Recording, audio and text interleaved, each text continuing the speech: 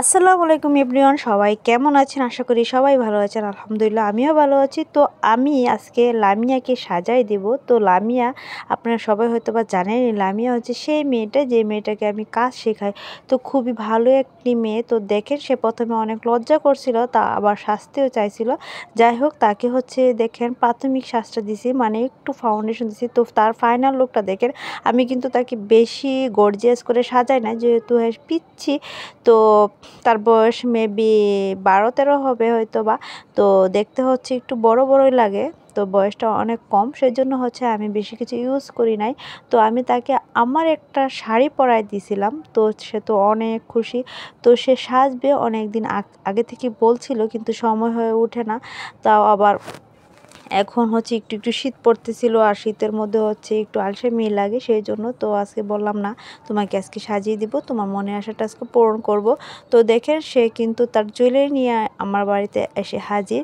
তো সে হচ্ছে আমার কাছে কাজ শিখে, দর্জি কাজ শিখে। তো কাজটা শিখে সকালে, তো বিকালে আমি বলছিলাম তাকে 3টার দিকে আসার জন্য, তাকে হচ্ছে 3টার মধ্যে সাজিয়ে দেবো। তো কথা বলে হচ্ছে আমি শুয়েছিলাম। তো তারপর ঠিক 3টার সময় সে আমাকে ডাকতেছিল। তো আমি উঠে তারপর হচ্ছে তাকে আমি সাজাই দিয়েছি। মেয়েটা কিন্তু খুব খুশি হয়েছে। আর এই মেয়েটা অনেক ভালো, সহজ সরল, অনেক ভদ্র একটি মেয়ে। আমি হচ্ছে আমার লাইফে 2-1টা মেয়ে এরকম পাইছি, আমার কাজের খাতিরে আমার কাছে কাজ শিখতে আসছে এরকম। তার মধ্যে এই লামিয়া একজন। তো লামিয়ার জীবনের অনেক কাহিনী আছে, তো তার অনেক কষ্ট আছে। তার পারিবারিক দিক থেকে একটু মানে প্রবলেমই আছে। সে একটু স্বাবলম্বী হতে চায়। আমি তাকে সবসময় সাজেস্ট করি ভালো কিছু করার জন্য, আমি তাকে সাহায্য করার চেষ্টা করি, বাট কিন্তু করতে পারে না, কারণ আমি একটু সমস্যার মধ্যে আছি। যাই হোক, তাকে শাড়ি পরাতে কিন্তু খুবই ভালো লাগতেছিল, বউ লাগতেছিল, আর সে তো মহা খুশি।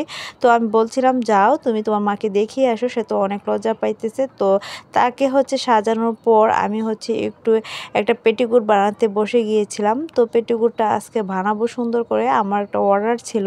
তো যে মেয়েটা পেটিকোট বানাবো সেই মেয়েটা আমাকে অনেক তাড়া দিচ্ছিল। আমার ইদানিং এরকম মানে জলদি জলদি কাজ করতে ভালো লাগে না, কারণ আমার শরীরটা বেশ কিছুদিন ভালো যাচ্ছে না, এই জন্য। আর হচ্ছে লামিয়াকে আমি কাজ শেখানো শেষ, শুধু এখন সে এসে নিজে নিজে কাজগুলো করে নেয়, আর তারপর হচ্ছে আমাকে দেখায়। তো দেখেন হলুদ কাপড়টা কিন্তু খুবই সুন্দর লাগতেছিল, খুবই গর্জিয়াস লাগতেছিল। তো আমি লামিয়াকে দেখাচ্ছিলাম যে কিভাবে হচ্ছে পেটিকোটটা বানানো হয়, কিভাবে সহজে বানানো যায়। বিশ্বাস করেন আমি 15 মিনিটে হচ্ছে পেটিকোটটা বানিয়ে ফেলেছিলাম। তো সবাই অবাক হয়ে গিয়েছিল, কারণ কাজ জানলে এটা হচ্ছে দেরি হওয়ার তো কোনো কথাই না। কাজ এরকম একটা জিনিস যে জানে সেই জানে। আচ্ছা যাই হোক, সবাই ভালো থাকবেন। আল্লাহ হাফেজ। আজকে এই পর্যন্তই।